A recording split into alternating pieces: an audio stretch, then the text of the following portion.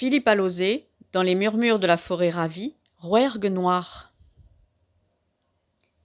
Ils étaient une dizaine autour de Baron, de Péchac. Baron, il serrait les poings de rage.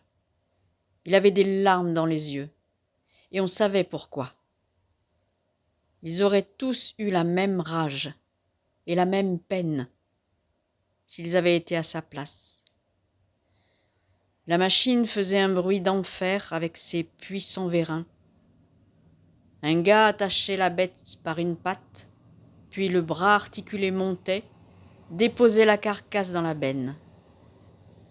On défaisait la sangle, la bête tombait dans un vacarme lourd et sec. Au début, ça avait résonné contre la tôle, puis les carcasses s'étaient entassées les unes sur les autres avec un bruit sourd de sacs et de cartons. Dans cette benne, il n'y avait pas seulement l'outil de travail de Baron, il y avait surtout sa motivation, son courage, son goût pour cette ville-là. La femme de Baron le tenait par l'épaule, elle lui caressait la joue et le front, comme si elle avait cherché à éponger toute sa rage et sa peine. Il lui serrait la main. Jean regardait ses mains, celles qui se serrent, celles sur le front. Il n'y aurait pas eu de main pour éponger son front, si cela lui était arrivé à lui. Il se disait, il a de la chance dans son malheur, le baron. Il va pas nous faire chier. Il n'aimait pas grand monde, Jean, à part Pentecôte, son border collie, qui justement était là, à ses pieds, le museau levé vers lui, la langue pendante, attendant un signe, n'importe lequel. Son monde se résumait à Jean.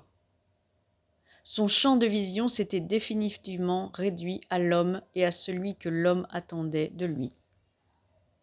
Rassembler les bêtes, les tenir dans le cercle, les mener de la pâture à l'étable, de l'étable à la pâture. Jean sentit la présence du chien à ses pieds, lui caressa la tête d'un geste appuyé, comme pour se donner un peu de réconfort. Il va nous ruiner si ça continue comme ça. Il m'en a pris une dizaine, le salaud. Ils avaient tous le même discours, les Marty, les Roussignac, les Coste, les Rénal, les Lacombe. Un de ceux qui avaient parlé était une grande bringue à la pomme d'Adam surdimensionnée. Il regardait en direction d'une masse sombre, toute proche, échevelée, hirsute, compacte comme une boule. Il y avait des rochers çà et là, rongés de mousse et de ronces, de bouquets de jeunes arbres stoïques, un fouillis de buissons ternes et revêches, serrés les uns aux autres.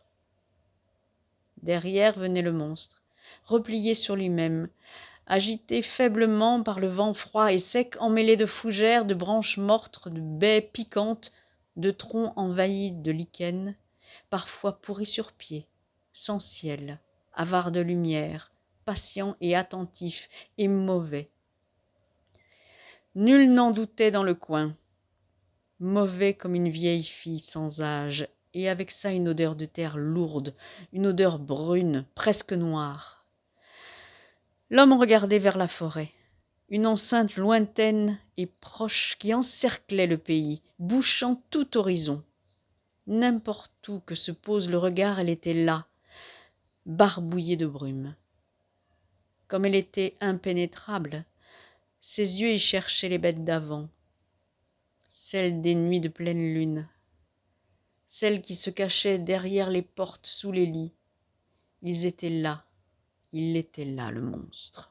Celui qui avait planté ses crocs et ses griffes dans le cou des brebis, à peine bu leur sang, négligé leur chair, d'où les bêtes fauves tuent-elles sans nécessité pour seul goût du carnage.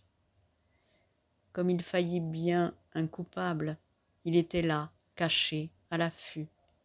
Nul ne le voyait, mais il les voyait tous, un par un, choisissant sa future proie. « Et les gars de la Ligue, ils font quoi ?» Un des types cracha par terre.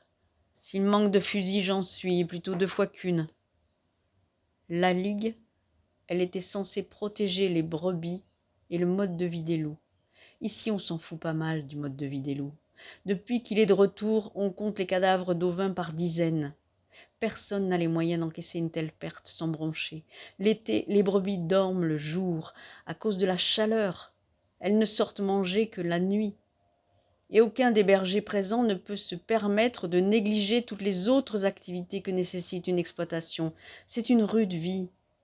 Rien que la traite, ça prend des heures. Et chaque jour, il faut recommencer. C'est pas une vie. On pourrait dire, c'est un piège. Pas moyen de lever le pied. Pas le droit de se reposer, de s'arrêter, d'être malade. Et des vacances, on n'en parle même pas. Les brebis, si on ne s'occupe pas d'elles, elles vont pas le faire toutes seules. Il y en a sans doute qui parfois rêvent de décrocher, d'envoyer balader tout ça, de foutre le feu à la table avec ces putains de chieuses dedans, de tout faire cramer et de se poser sur un rocher pour regarder passer les nuages et les heures. Mais si certains se le disent dans des moments de découragement, ça ne dure pas. Cette vie, ils l'aiment, c'est la leur. Sinon, ils ne tiendraient pas une semaine. Mais là, Baron, qui n'est pas loin d'avoir 60 ans, s'il les a pas, il a pris un sacré coup. Il serre la main de sa femme, qui a posé sa tête sur son épaule. Il s'essuie le nez d'un revers de manche. Pour moi, c'est bon, je raccroche. Elle lève à peine la tête vers lui. Elle ne s'attendait pas à ça, mais elle est d'accord. Il y a un gars qui m'a approché. S'il n'a pas trouvé ailleurs, je lui vends. Place aux jeunes. Il a dit ça avec quelque chose de méchant dans la voix. Et il tourne les talons. Il va vers ceux qui manœuvrent le bras articulé. Il échange de mots, les types semblent sur leur réserve, comme si le malheur c'était contagieux.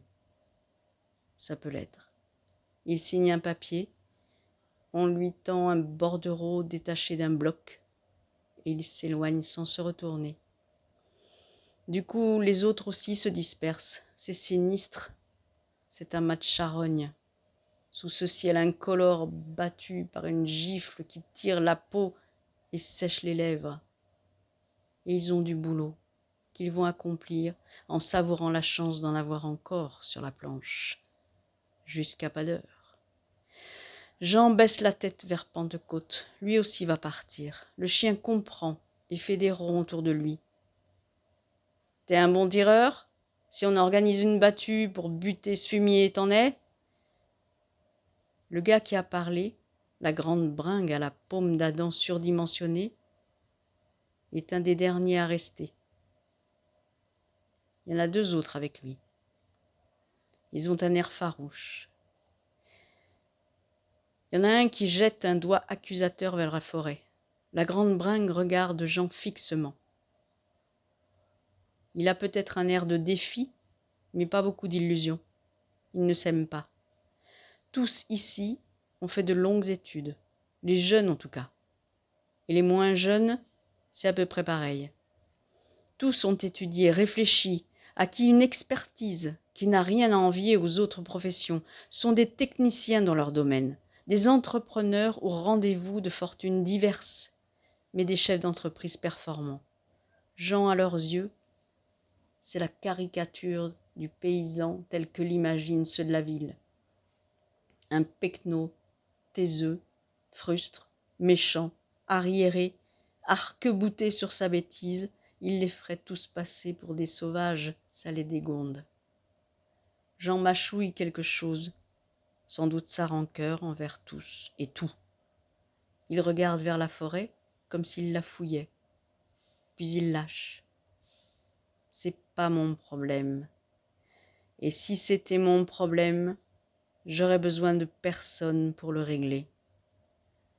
C'est dit et c'est clos. On n'en aura pas plus. Il a déjà tourné Casaque, Pentecôte en éclaireur. L'autre gars lance dans le vide. T'as pas toujours dit ça? C'est quand ça t'arrange, pas vrai? Mais Jean est déjà loin. Ce qu'on pense de lui, pareil, c'est pas son problème.